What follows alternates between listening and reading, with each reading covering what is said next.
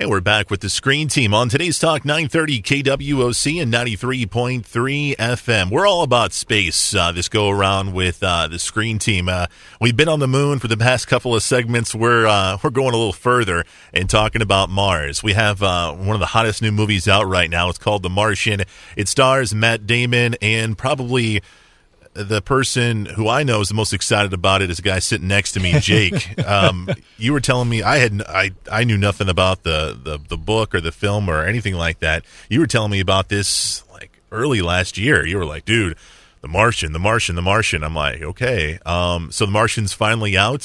First off, what's The Martian about, and why are you so excited about it? Well, the reason I'm so excited about it, of course, is it was a book release, and the funny story behind the book, Andy Weir, who wrote the book, he started it at his webpage. He was writing it a chapter at a time and posting it with cliffhanger endings, so it was kind of like a serial thing. And then he ended up releasing an ebook version, free download. Then he ended up putting it on Amazon, and then an audiobook came out. And the audiobook's what really drew me into it because, well, I need something to do on my half-hour drive to work and half-hour drive home, so I've gotten into audiobooks. And a great story. It's science fiction, but hard science fiction. Everything in the movie or the book, the story is based in real science or potential science that we'll have in the near coming future as far as space exploration goes. Okay. And it's a survival story. It's about an astronaut, Mark Watney, played by Matt Damon in the movie, due to there's an exploratory mission on Mars. He's there with 5 other astronauts. He gets swept away in a Martian dust storm, and of course the other astronauts, they leave without him because they think he's dead. They're not seeing any vital signs or any radio comms with him or anything like that. So they take off and leave him, and he's got to survive on with what he has, with what NASA left for them at Mars. Mm-hmm. Until somebody can get back to him, which, if you know anything about space travel, it takes about 8 to 9 months for humans to reach Mars at the speed a human can travel in space. So he's stuck there for quite a while. So the astronauts that were with him, they think he's dead. Did they go back to Earth, or are they somewhere like on a space station someplace? Well, they go up to their ship, their interstellar ship, if you want to call it that, called the Hermes. Okay. And it's a deep space ship, of course, for transporting humans from Earth orbit to Mars orbit and back again. They go up to Hermes. They're on their way back to Earth. And even when NASA finds out that Watney's still alive, they don't let them know for a few months. So they're up in the dark on their way back. So you got, there's a lot to this story. Of course, you've got the hard science of, well, this could all really happen. Right. But you've got a very human story to it as well.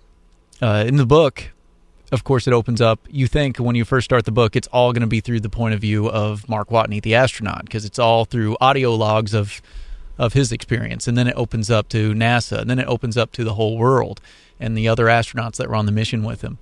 I think all the cast did a great job in portraying the very human story that this is, because don't think you're getting into it and you're going to hear a lot of science babble. You are in the movie. There's bits of that here and there just to explain certain things, and just be known. You can send a tweet out to Neil deGrasse Tyson and he'll say, "Oh yeah, this is pretty close to what could happen." Yeah. So, what was your first initial thoughts when you thought, or when they announced Matt Damon was going to play Mark Watney? Were you excited about it? I was excited, but I was a bit skeptical as well. Matt Damon, I haven't seen very many roles where I didn't like him in, and I thought he's got the right personality and the right, sense of humor for the Mark Watney character, and I think he really, he's definitely the star of the movie. I mean, he's pretty much all his solo screen time, so. I think that he was a really great casting decision. And the rest of the cast, they did really, really well with Kristen Wiig, although she's only got like 6 lines in the whole movie. She plays the PR director at NASA, the public relations director at NASA, and she nailed the character from the book. Yeah. And she performed really well. Jessica Chastain, as far as Commander Lewis, the leader of the astronauts on the Mars mission, the Ares mission. I think that was a great casting decision. Let me ask you about Kristen Wiig. For those who know her, she's on SNL. She does a lot of comedy stuff. Very, very funny lady. I I was kind of surprised by that casting choice, because you wouldn't think Kristen Wiig could play such a serious kind of character, and apparently she did. Yeah, she did. And Annie Montrose, she's a serious character, but she's a very outspoken, not going to censor myself kind of person. Mm-hmm. So I think they really caught the best of that, where she did the serious role, but she also got to throw that humor in there as well. Right.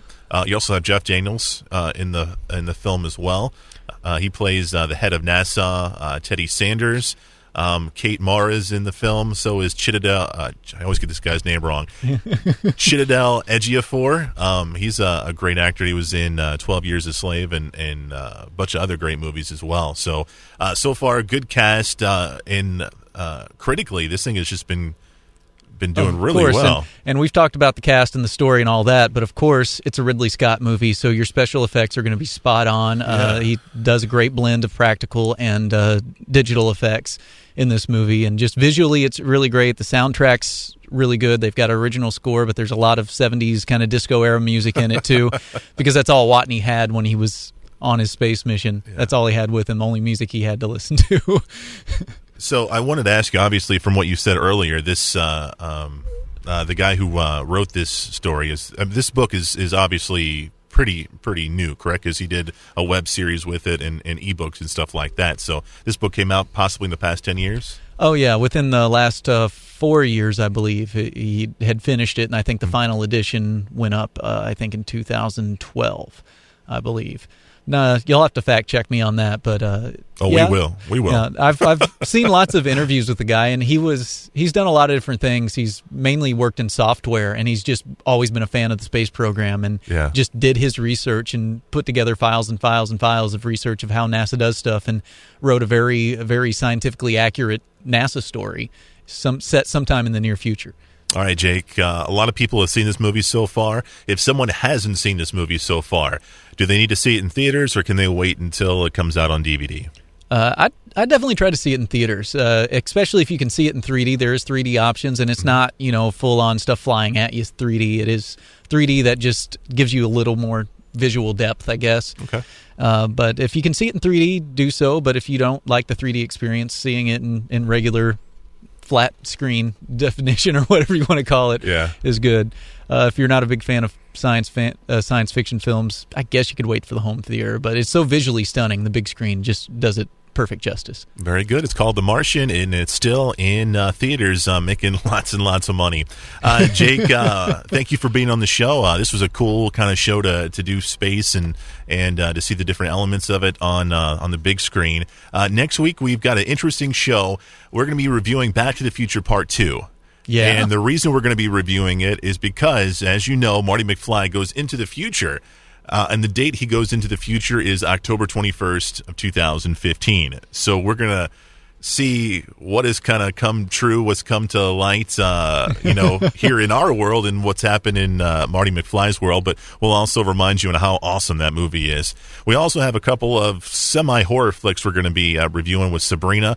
We have the movie Army of Darkness. Oh, yeah. Which is a classic B Hollywood movie directed by Sam Raimi. And we're going to be doing a movie that came out this year, which has been getting a lot of great reviews, called It Follows. It's a horror film, but it's more of a thriller than it is kind of scary, and we'll dive into that next week. So that's coming your way next Saturday at 6 p.m. for our sponsors, Whitworth Gift Chest Jewelers, also Poplar, Bluff Drywall, and Fearless Social.